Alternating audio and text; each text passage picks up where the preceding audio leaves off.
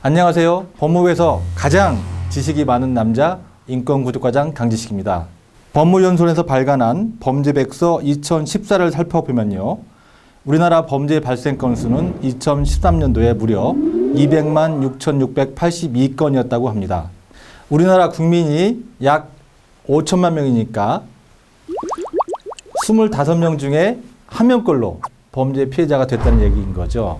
이렇게 범죄율이 많아진 만큼 범죄 피해자들을 제대로 구조해야 할 필요성도 점점 커지고 있는데요. 그래서 오늘은 범죄 피해자 지원 제도에 대해서 이야기해 볼까 합니다. 이번에도 약 일주일간 법무부 페이스북을 통해 범죄 피해자 지원 제도에 대한 질문을 받았는데요. 질문들을 분석한 결과 혜택의 종류, 수혜 대상, 신청 방법 및 절차, 피해자 보호의 방법, 기타 등 5가지 정도로 분류가 되었습니다. 범죄 피해자 지원 제도는 범죄 피해자와 그 가족에게 경제적 지원이나 심리치료, 신변보호 등을 제공하면서 피해자들이 정상적인 생활로 복귀할 수 있도록 돕는 제도입니다. 그렇다면 어떻게 돕느냐, 또 피해자는 어떤 혜택을 받을 수 있냐 하는 질문을 주셨는데요. 범죄 피해자가 받을 수 있는 혜택의 종류는 아주 많습니다. 범죄 피해 구조금, 생계비 지원, 학자금, 장례비, 주거 지원, 심리치료, 신변보호 조치. 셀 수 없이 많아요. 그 많은 지원 항목 중에서 피해자의 상황에 꼭 맞는 맞춤형 지원을 하는 겁니다. 일어나선 안 될 일이지만 우리 집에 강도가 들었다. 그래서 식구가 다치고 집안이 이렇게 엉망이 됐다. 생각만 해도 끔찍하죠. 이 상황에서 내가 할 수 있는 일이 도대체 뭐가 있을까요? 아마 충격에 빠져서 아무것도 못할 겁니다. 이런 경우 이 어지러운 범죄 현장을 정리한다거나 다친 식구의 치료비를 지원한다거나 트라우마로 인한 심리치료를 지원한다거나 하는 게 범죄 피해자 지원제도라는 거죠. 어린이들 같은 경우엔 더 세심한 배려가 필요하기 때문에 아동보호전문기관에서 전문가가 직접 개입해서 어린이 피해자를 보호하도록 하고 있습니다. 자, 그러면 여기서 범죄 피해자 지원을 누가 받을 것인가 하는 궁금증이 생깁니다. 지원 대상자가 되기 위해서는 일정한 요건이 있습니다.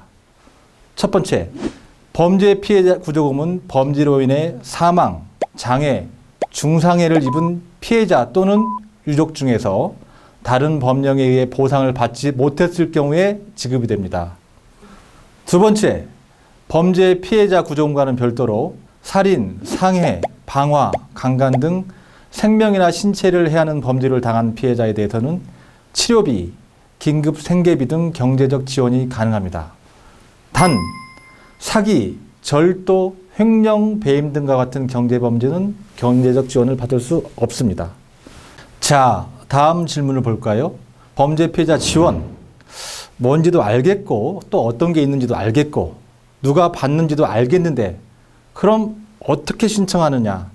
이런 질문이 많이 있었습니다. 다행히도 올해 4월부터 범죄 피해자 권리 및 지원 제도에 대해서 고지하는 것이 의무화됐습니다.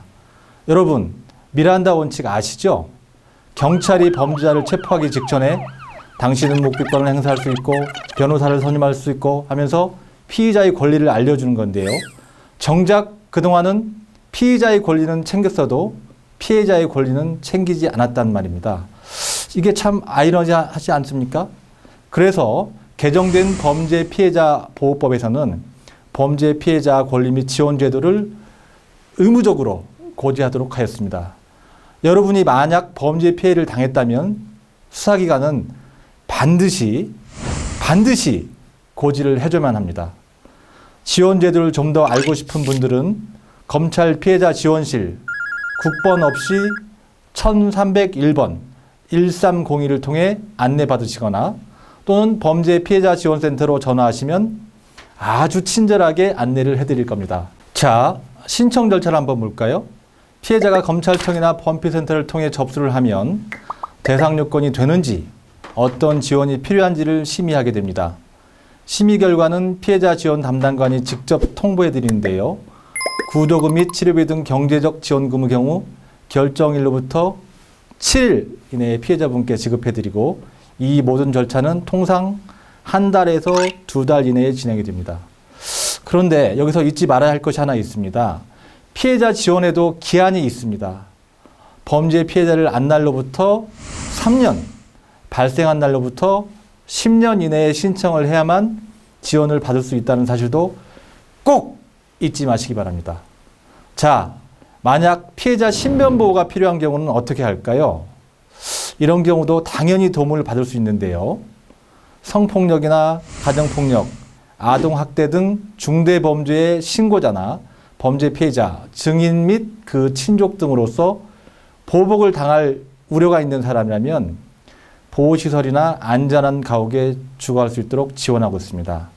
물론 담당 공무원이 주기적으로 관리를 하면서 안전한 곳에서 이렇게 불안하지 않게 생활할 수 있도록 도움을 드리겠지요.